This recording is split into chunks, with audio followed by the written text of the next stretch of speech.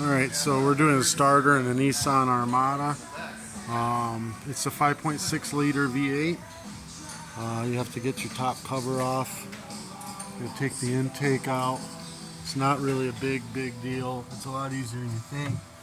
You got some hoses that are attached to the side of it. There's one back here that's attached to the back side. Throttle body I just take right off. Plugs, just two plugs. The bolts are pretty easy to get to. It goes all on the each side. The back one's kind of a pain in the ass to get to. This back one's a pain in the ass to get to, but they're all the way down both sides. The thing lifts right up, and there's your starter.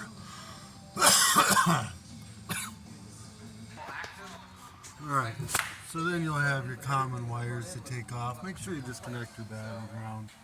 Get it out of there. You'll have your common batteries, your common wires. Well, look, we kind of, I think I figured out why the starter stopped working. We got rats. So I'm going to have to inspect and make sure there's no chewed wires anywhere or anything.